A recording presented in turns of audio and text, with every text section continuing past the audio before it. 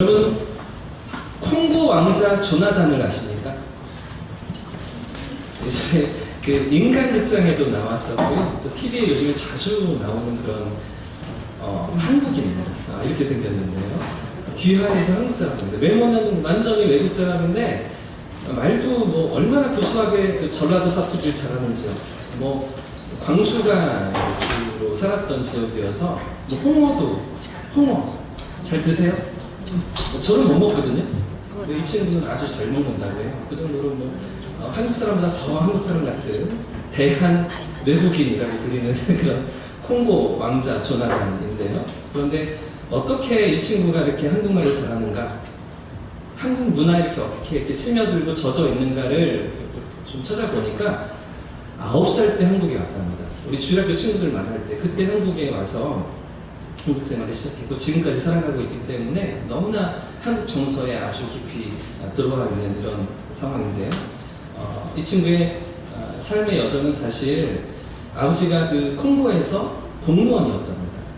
아주 그래도 잘 나가고 또 안정된 직장에 있던 공무원이었는데 이 부정부패가 아주 심한, 그리고 오랫동안 내전이 이어지던 이런 콩고라는 나라에 공무원으로 있으면서 내부 비리를 하나 발견하게 되고 이 내부 비리를 고발하게 돼요. 그리고 그것들을 드러내게 되는데 그 일로 말미암아서 이제 뭐 위협을 받게 되고 생명의 어떤 뭐 위협을 당하면서, 그러면서 이제 더 이상 콩고에 조국에 머물 수가 없어서 식구들이 다 함께 이제 망명을 하게 되고 그러다가 우리나라까지 오게 되었다. 뭐 이런 거죠. 그러면서 이 조나단이 이야기하기를 자기는 어릴 적에 한국에 왔기 때문에 콩고에 대한 기억이 거의 없고 한국에서의 기억이 더 많고 콩고에서 사용하는 프랑스 식민 지배를 받았기 때문에 프랑스어를 사용하는 국가입니다. 그런데 지금 불어는 거의 기억이 안 나고 그리고 한국말이 더 익숙하고 자연스럽다. 뭐 이런 이야기들을 하는 친구인데요. 그런데 제가 하루 종일 콩고라는 나라가 궁금해서 이 나라에 대해서 한번 찾아봤습니다. 정식 명칭은 콩고 민주공화국, 이 친구의 조국인데요. 아프리카 대륙이 이렇게 있잖아요. 아프리카 대륙이 더 걸쭉하게 있는데 그 중에서도 가장 정중앙에 있는 내륙 국가입니다. 바다는 하나도 끼고 있지 않는 그런 내륙 국가에 콩고라는 나라가 있는데, 근데 이 나라가 보니까요, 역사적으로 상처도 많고 아픔도 많은 이런 나라였더라고요. 32년 동안 독재가 이어졌고, 그리고 이 독재 정권이 무너지면서 98년부터 내전이 펼쳐지게 됩니다. 나라가 정치가 안정이 되지 않고 98년부터 지금 25년이 넘도록 계속해서 내전이 국가 안에서 벌어지고 있는 이런 상황. 그래서 지금까지 현재까지 한 400만 명 이상이 사망을 했고요. 또 2,500만 명 이상의 이세민이 난민으로 지금 살아가고 있는 이런 상황 가운데 나라가 있다는 것이죠. 그래서 콩고에는요, 이런 말이 있다고 해요. 헌법 제15조라는 말이 있다고 합니다. 헌법 제15조. 그리고 이 조문은 불어로 데브루의 부라고 말하는데, 데브루의 부. 이 어떤 의미냐면 당신 스스로 해결해라. 혼자서 알아서 헤쳐가라. 그리고 너 자신은 네가 지켜야 한다. 이런 이제 조문이 헌법 제15조라는 것이죠. 무슨 이야기입니까? 계속되는 독재 정권과 그 뒤에 이어지는 내전 가운데 아무도 너를 도울 수가 없으니, 아무도 너를 지켜줄 사람이 없으니 네가 스스로 네 문제를 해결해 가야 한다. 이런 말 아니겠습니까? 이런 상황 가운데, 이런 처지에 그 나라가, 국가가 있다는 것이죠. 근데 중요한 것은, 문제는 뭐냐면 콩고의 헌법 조문은, 공식 헌법은 제14조까지밖에 없다는 거예요. 이게 몇 조라고요? 15조라고요. 그러니까 헌법 전문에는 14조까지밖에 없어요. 더 밑에 더 세부 규칙들이 있겠지만, 그렇지만 헌법 1조, 2조부터 14조까지밖에 없는데 누군가 15조를 만들어낸 거죠. 누군가 15조를 이렇게 말하고 다니기 시작하면서 모든 국민들이 이 15조를 다 안답니다. 너 스스로 헤쳐나가라. 너 스스로 네 인생을 책임져라. 그 참혹한 내전을 오랫동안 겪으면서 25년이 넘도록 겪으면서 계속되는 또 그 전에 독재 정권을 끔찍한 탄압을 받으면서 그런 가운데 살아남고 생존해내기 위해서는 누군가의 도움을 기다리지 말고 너 스스로 해줘라. 이렇게 말하면서 국민들이 버티고 살아가고 있다는 것이죠.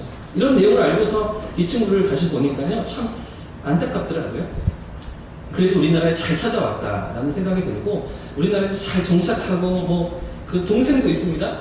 동생도 같이 아주 밝게 생활하면서 아주 요즘에 인기를 많이 얻고 있는 그런 상황인 것 같은데요. 사랑하는 여러분, 오늘 우리의 삶은 어떻습니까? 오늘 우리도 스스로 헤쳐나가야 하는 그런 삶의 자리에 있으십니까? 나 스스로 해결해야 된다고, 나 자신을 내가 지켜야만 한다고 그렇게 말하며 우리가 살아가고 있습니까? 오늘 우리의 삶에는 성령 하나님이 계신 줄 믿습니다. 우리의 삶을 도우시고 인도하시고 책임지시는 성령께서 우리의 걸음을 이끄시는 줄 믿습니다. 위로하시고 용기를 주시고 지도하시는 성령 하나님의 인도하심을 따라 나아가는 저와 성도님 되시길 축복합니다. 오늘 본문에도 그런 성령의 인도하심을 따라 나아가는 바나바와 사울의 모습이 기록되고 있습니다. 지난주에 우리가 살펴봤던 것처럼 이방인의 땅에 처음으로 세워졌던 안디옥 교회가 참 쉽지 않은 아주 어려운 결단을 하고 있었죠.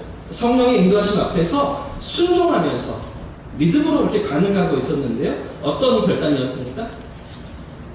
안디옥 교회 5명의 지도자들 가운데 그 중심의 가장 핵심이라고 할 수 있는 바나바와 사울을 선교사로 파송하는 일이었습니다.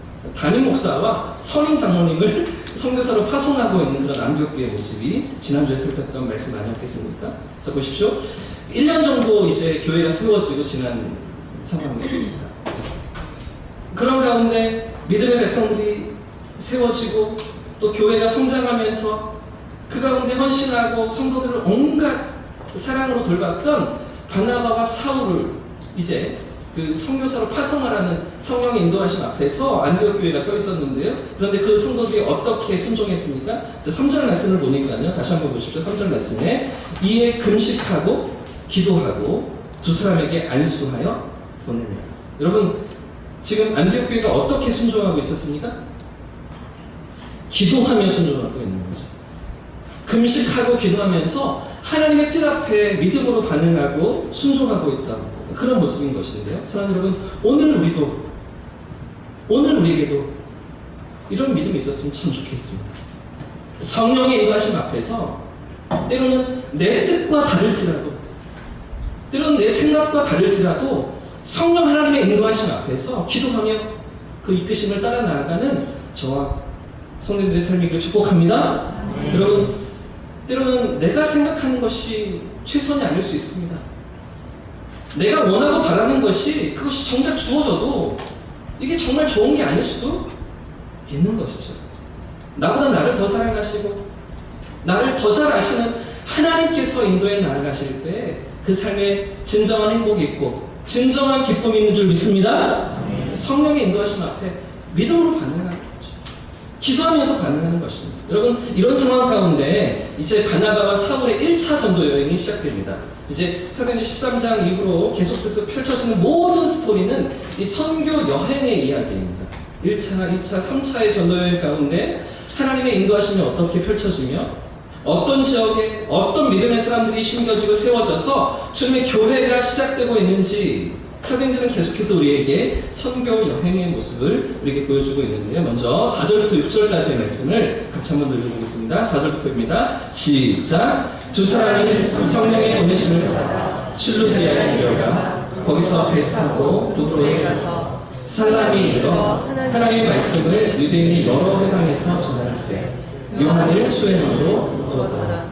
온 성 가운데로 지나서 바보에 이르러 바에수라 하는 유대인 거짓 선지자인 마술사를 여러분, 이제 두 사람이 본격적으로 시작하는 1차 전도 여행은 사람들마다 약간의 차이가 있긴 하지만 AD 47년에서 49년까지 약 2년 동안의 시간이었다라고 그렇게 추론합니다. 이 2년의 시간 동안 무려 2240km의 거리를 다니면서 1차 전도 여행을 돌고서 다시 안디옥 교회로 돌아오는 그런 여정이었는데요. 그런데 먼저 우리가 생각해 봐야 되는 것은 이렇게 시작되는 전도 여행에서 그들이 가장 먼저 어디로 나아가는가 하는 것이죠. 바나바와 사울이 지금 어디로 향하고 있는가, 이 대목입니다.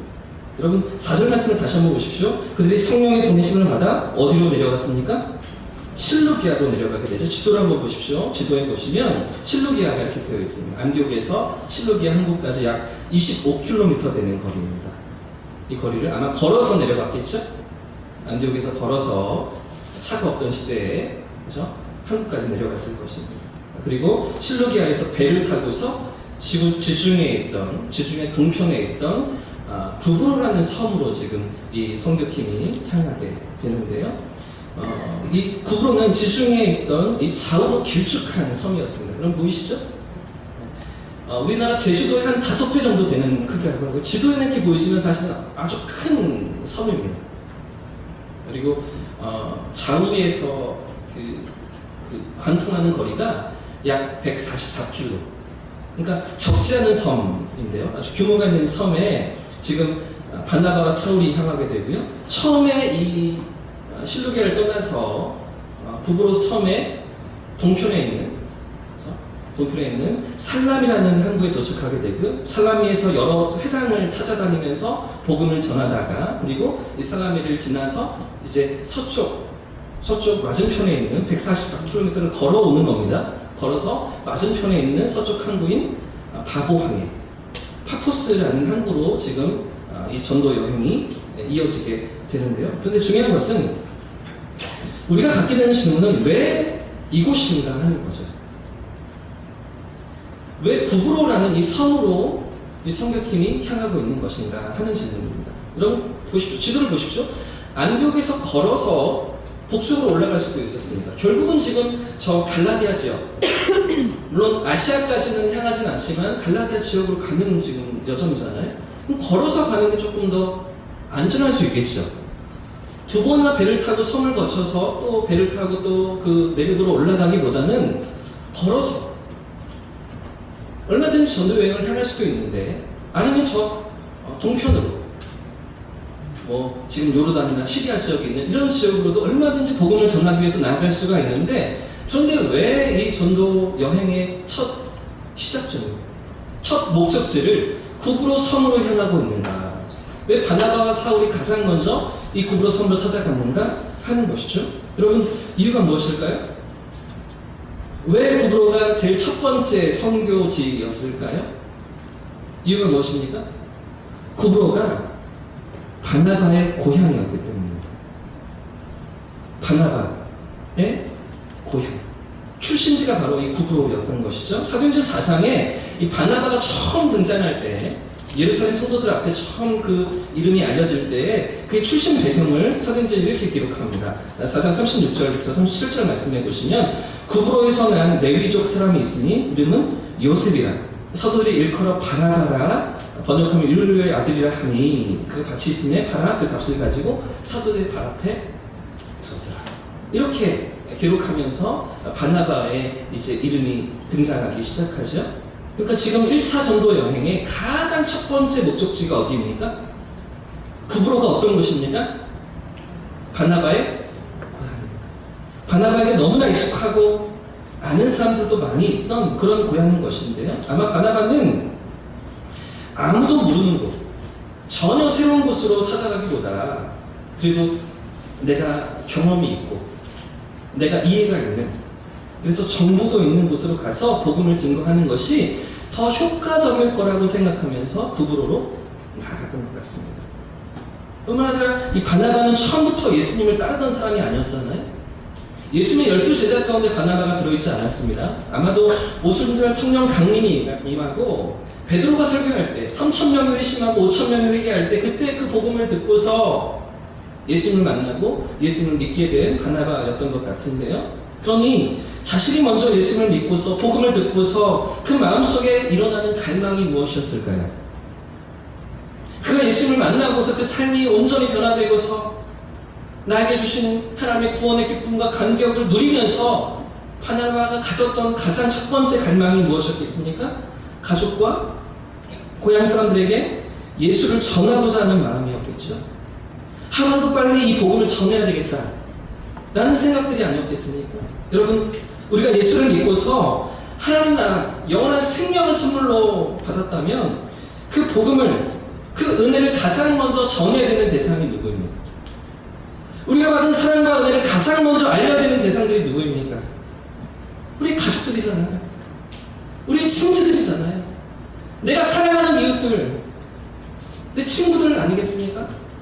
그런 사람들에게 이 복음을 복음을 전해야 되는 것, 그게 우리 안에서 일어나는 뜨거움 아니겠습니까? 여러분, 요한복음 1장 말씀을 보면 안드레가 예수님을 만난 장면이 기록됩니다. 안드레가 세례 요한의 제자로 세례 요한을 따라다니다가 그러다가 예수님을 만나고서 세상 죄를 지고 가는 하나님의 어린 양이라는 세례 요한의 선포를 듣고서 이제 예수님을 따르기 시작하는데, 그렇게 안드레가 예수님을 만나고서 가장 먼저 누구에게로 달려갔을까요? 안드레가 자기가 예수님을 그 구주이신 메시아를 만나고서 가장 먼저 누구에게 그 예수님에 대한 소식을 전했을까요? 요한복음 1장 41절 말씀해 보시면 그가 먼저 안드레가 먼저 자기 형제 시몬을 찾아가 말하되, 베드로입니다. 베드로를 찾아가 말하되 우리가 메시아를 만났다 하고 이렇게 말하고 있는 것이죠. 가장 먼저 자기 형제에게 이 복음을 전해주고 있는 거죠. 이 예수님에 대한 소식을 전해주고 있는 것인데요. 그런가 하면 또 다른 제자였던 필립도 마찬가지입니다. 이어지는 45절 말씀해 보시면 예수님께서 안드레와 이 베드로를 만나주신 그 다음날에 빌립을 또 만나주십니다. 빌립을 제자로 부르시고 빌립에게 또 내가 너와 함께 하길 원한다, 너를 통해서 이루실 일이 있다라고 말씀하시는 그런 상황 가운데 그 다음날이 이어지게 되는데, 그런데 빌립이 예수님을 만나고서 누구에게 또 예수님에 대한 소식을 전했을까요?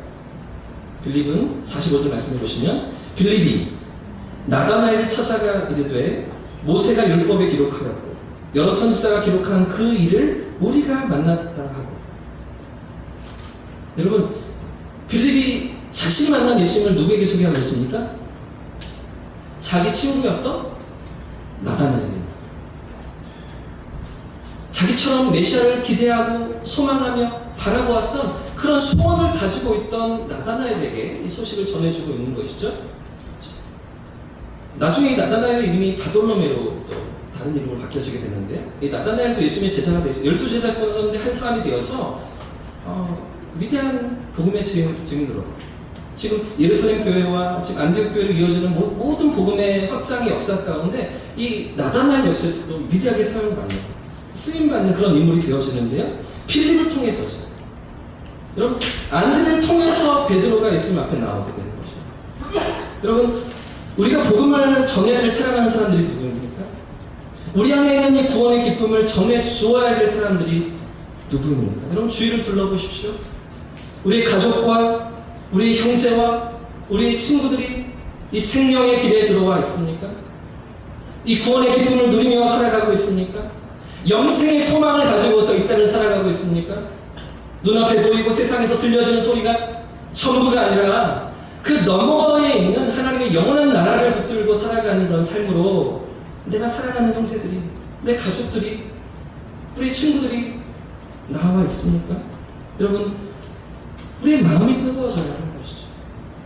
우리 본문에 나타나고 있는 것처럼 바나바처럼, 안드레처럼, 빌립처럼 우리 안에 있는 복음을 가장 먼저 사랑하는 사람들에게 전해주고 알려주어야 하는 것입니다. 저는 여러분, 오늘 우리는 어떻게 신앙생활을 이어가고 있습니까? 오늘 내 삶을 통해서 하나님의 은혜가 어떻게 흘러가고 있습니까? 오늘 이 땅 가운데 삶의 방향을 알지 못하고 살아가는 수많은 인생들, 그들의 걸음을 하나님이 찾아가시고 만나주시기 원하시는데 우리를 사랑하시기 원하시는 것이죠. 우리를 통해서 저들을 만나주시기 원하시는 것이죠. 오늘 바나바처럼, 구보로로 찾아가는 바나바처럼, 고향으로 찾아가는 바나바처럼 그 발걸음을 통해서, 그 수고와 섬김을 통해서 하나님의 나라를 확장시키시고 구원받을 백성들을 불러 모으시는 것 아니겠습니까? 사랑하는 여러분, 우리의 삶이 이렇게 쓰임받을 수 있기를 축복합니다. 이렇게 하나님의 손에 붙들려서 귀하게 쓰임받는 저와 성도님의 삶이길 축복합니다. 우리 안에 뜨거움이 일어나는 거죠. 우리 가족들을 생각하면서, 우리 친구들을 생각하면서 우리 안에 뜨거움이 일어나는 것입니다. 내가 받은 은혜를, 내가 누리는 이 사랑을 저들도 누려야 된다는 이 믿음의 고백을 가지고서 기도를 심고 믿음을 심는 저와 성도님들 되시길 축복합니다. 그러다 보면 문제는요, 자, 이런 바나바와 사울의 뜨거운 마음이 늘 호의적으로만 받아들여지지 않는다는 것입니다. 여러분, 이렇게 사랑을 가지고 우리가 받은 은혜를 가지고서 그들에게 다가서려고 하고 또 이 복음을 나누려고 할 때에 많은 경우에 거부하거나 또는 외면하거나 더 심하게는 적개심을 가지고 비난하면서 공격하는 일들이 일어나기 때문인데요. 오늘 본문 이하에도, 오늘 본문 속에도 이런 상황이 발생하고 있습니다. 6절부터의 말씀을 한번 보십시오. 6절부터 8절까지의 말씀을 한번 더 읽어보겠습니다. 시작! 온 성 가운데로 지나서 바보에 이르러 바이수라 하는 유대인 선지자인 마술사를 만나니 그가 충독 서교 바울과 함께 있으니 서교 바울은 지혜 있는 사람이다. 바나바와 사울을 불러 하나님의 말씀을 듣고자 하더라. 이 마술사 엘루마는 이름을 번역하면 마술사다. 그들을 대적하여 충독으로 지금 어떤 일들이 여러분 일어나고 있습니까? 지금 어떤 상황이 지금 계속해서 이어지고 있습니까? 마술사 바예수라는 사람이 본문에 등장하고 있죠. 엘루마라고도 불려지는 사람이 있는데요. 이 마술사는 당시에 구브로의 최고의 권력자였던 총독, 그 구브로 성을 다스리는 총독 서교 바울의 곁에서 조언도 하고 영적인 어떤 지도도 하던 주술사 같은 인물이었습니다. 무당 같은, 박수 무당 같은 그런 사람이었는데 아마 이 바예수라는 사람은요 유대인이었을 겁니다. 유대인. 왜 그러냐면 그 이름에 이유가 있습니다. 바예수라는 말이 바가 누구누구의 아들, 바돌롬의 아들 말씀드렸죠. 돌롬의 아들입니다. 바요나 시모나, 그죠? 요나의 아들. 바자가 누구누구의 아들인데요. 바예수. 예수가 어떤 의미입니까? 주님 우리의 구원자십니다 라는 의미잖아요. 예수라는 이름은 구약의 여호수아라는 이름도 쓰여졌습니다. 여호수아. 구원자라는 이름이에요. 그러니까 구원자의 아들이라는 의미가 바예수라는 뜻인데요. 그러니까 이 이름이 유대식 이름인 거죠. 지금 이 마술사는, 이 주술사는 유대인이었습니다. 여러분, 얼마나 좋은 이름을 가지고 있습니까? 얼마나 멋진 이름을 가지고 있습니까? 그런데 그런 유대인인 그가 하고 있는 일이 무엇입니까? 총독을, 그죠? 정신적으로 지배하면서 총독의 눈과 귀를 가리고 그 영혼을 혼탁하게 만드는 그런 일을 하고 있는 것이죠. 여러분, 요즘 매스컴에서 가스라이팅이라는 말 많이 들어보셨을 건데요. 가스라이팅. 여러분, 가스라이팅이 무엇입니까? 사전적인 의미가 이렇더라고요. 상황 조작을 통해 타인의 마음에, 상황 조작을 통해서 타인의 마음에 그 자신에 대한 의심을 불러일으켜 현실감과 판단력을 잃게 만듦으로써 그 사람을 정신적으로 황폐시키고 그 사람에게 지배력을 행사하여 결국은 그 사람을 파국으로 몰아가는 것을 의미하는 심리학 용어가 가스라이팅. 그러니까 여러분 보십시오. 이 가스라이팅의 원조가 누구입니까? 이 바예수입니다. 이 엘루마입니다. 그래도 이 총독은, 서교 바울은 복음에 대해서 관심이 있었거든요. 바나바와 사울이 전하는 이 복음을 그래도 들으려는 마음이 있었습니다. 그런데 이런 총독을 누가 가스라이팅하고 있습니까? 이 바예수죠. 이 판단을 흐리게 하고 총독의 눈과 귀를 가리면서, 그죠? 그 복음을 듣지 못하게 가로막고 있는 그런 모습 아니겠습니까? 이유가 무엇일까요? 왜 이렇게 하는 것입니까? 이유는 분명합니다. 만약 총독이 바나바와 그 사울이 전하는 복음을 그대로 믿는다면 어떤 일이 생길까요? 근데 밥그릇이 뺏겨주는 거죠. 내 위치가 위태로워지는 겁니다. 그동안 내가 쏟아놓았던 모든 거짓말이 다 들통이 나고 다 탄로가 나기 때문에 그 복음을 듣지 못하도록, 그 진리를 받아들이지 못하도록 가로막는 그런 일들이 지금 바나바와 사울의 복음을 증거하는 그 현장에서 유대인이었던 그가, 하나님의 백성인 그가 그 후손으로 그 자리에서 그렇게 막아서고 방해하는 일들을 하고 있던 것인데요. 사랑하는 여러분, 이런 장면은 오늘 우리 삶에도 동일하게 일어나고 있습니다.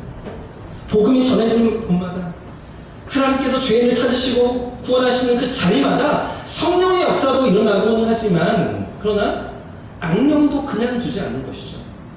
내버려 두지 않는 것입니다. 사탄의 세력이 그 영혼을 빼앗기지 않기 위해서 부단히도 방해하고 막아서고 공격하며 치열한 영적 전투가 벌어지는 것 아니겠습니까? 여러분, 한 영혼이 주께로 돌아오고 구원받고 영원한 생명을 얻는다는 것이 그냥 어쩌다 일어나는 일이 아닙니다. 우연히 일어나는 일이 아닌 것이죠. 사단이 그냥 내버려 두지는 않습니다. 그 영혼을 놔주지 않는 것인데요. 그 영혼이 주님 앞으로 나오려고 할 때, 예배 자리에 앉으려고 할 때, 하나님 말씀을 들으려고 할 때, 그 영혼이 깨어나는 것을 막아서고 방해하면서 귀를 가리고 눈을 가리는 일들, 이 바이수와 같은 역할을 지금도 사탄이 하고 있는 것이죠. 여러분, 우리가 그래서 복음을 전하는 일이 쉽지가 않습니다. 누군가의 마음을 열고 그 삶에 하나님의 사랑을 심는 일이 보통 어려운 일이 아닙니다. 우리가 한 영혼을 붙들고 씨름할 때, 그 영혼을 주님께로 데려 나오려고 할 때에 얼마나 치열한 영적 전투가 있는 것입니다. 여러분, 이 사실을 우리가 기억해야 되는 것이죠.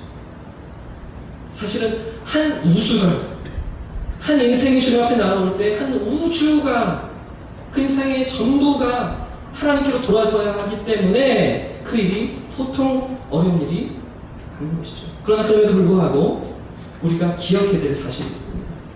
그 영적인 전투 가운데 우리가 가져야 할 믿음이 있습니다. 이 믿음을 놓치지 말아야 하는데요. 그 가운데서, 이 모든 상황 가운데서 하나님이 이루어가시는 역사가 무엇인가 하는 것이죠. 결국은 하나님께서 어떤 역사로 이 상황을 이끌어 가시는가.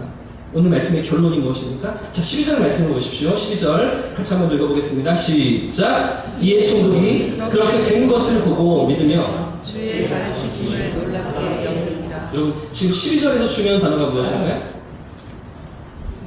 방금 읽으신 12절에서 중요한 하나의 단어, 한 단어가 가장 핵심이다 할 때 무엇이 핵심일까요? 믿고입니다. 보고 믿으며 그 충독 안에 믿음이 심겨지고 있는 것이죠. 이런 방해가 있고, 이런 공격이 있고, 말도 안 되는 그런 거짓으로 지금 속이고 눈을 가리는 이런 상황 가운데서도 결국에는 하나님께서 구원받을 백성에게 믿음을 갖게 하시는 것이죠. 여러분, 지금 이 구브로 섬의 총독이었습니다. 총독. 임금의 버금가는 지위와 권세와 그 섬에서는 최고의 힘을 가진 총독이었는데, 그러니까 이 총독이 회심했을 때 이 구브로 섬 안에 적지 않은 파장이 일어났겠죠. 많은 영향력이 있었을 것입니다. 그 총독의 집안, 이 구원받는 건 이제 기정사실이죠. 그죠? 총독의 신하들, 또 이 복음의 영향력 안에 있게 되겠죠. 더 나아가서 그 주변 인물들 뿐만 아니라 그 구브로 섬 주민들까지도 총독의 그 변화된, 예수를 믿게 된, 복음을 받아들인 이런 상황을 보면서 큰 변화가 일어나지 않았겠습니까? 그러니 사탄이 그를 그냥 내버려둘 수가 없는 거죠. 여러분, 우리가 또 2학기를 준비하면서 가을에 또 목요일마다 실버 문화센터를 우리가 기획하는데요. 여러분, 어르신들을 섬기는 이유가 무엇 때문입니까? 우리가 다음 세대로 섬겨야 하고 준비해야 되고 키워야 하고 많은 헌신과 기도와 물질을 또 그렇게 준비해야겠지만, 그럼에도 불구하고 어르신들을 그렇게 우리가 섬기려고 하는 이유는 어르신 한 분이 하나님을 만나고 그 삶의 구원이 임하면 그 가문의 변화가 일어나는 것이죠. 그 가문의 영향력이 나타나는 것입니다. 평생을 예수 모르고 살아왔는데, 평생은 교회와는 상관없는 그런 삶으로 살아왔는데, 어느 순간 그 어머님이, 그 아버님이 예수를 믿게 되고 주께로 돌아오게 되었을 때 그 가문 안에, 그 가정 안에 놀라운 영향력들이 일어나는 것 아니겠습니까? 그런 일들을 꿈꾸면서 우리가 가을도 준비하고 나아가는 것입니다. 사랑하는 여러분, 오늘 바이수의 공격이 있습니다. 회방이 있습니다. 사탄 마귀에, 그죠? 방해하는 그런 세력들이 있습니다. 그럼에도 불구하고 이 치열한 영적 전투 가운데서 우리가 가져야 할 믿음이 무엇입니까? 우리가 붙들어야 할 믿음이 무엇입니까? 그럼에도 불구하고 구원받을 영혼들을 하나님이 찾으신다는 것이죠. 믿음을 그들 가운데 심어주신다는 것입니다. 어떤 계기가 됐든지, 어떤 과정이 됐든지, 어떤 방법으로든 하나님께서 그 영혼을 찾아가시고 만나주시는 역사가 있다는 것 아니겠습니까? 사랑하는 여러분, 오늘 마지막으로 하나 더 살펴본다면, 그러면 어떤 과정 가운데 총독이 예수님을 믿게 되는가, 이 복음을 받아들이게 되는가 하는 것인데요. 이 총독을 구원하시기 위해서 하나님은 이제 사울을 사용하십니다. 바나바의 고향이었지만 사울을 통해서 하나님의 역사를 나타내시고 이 총독 안에 믿음이 일어납니다.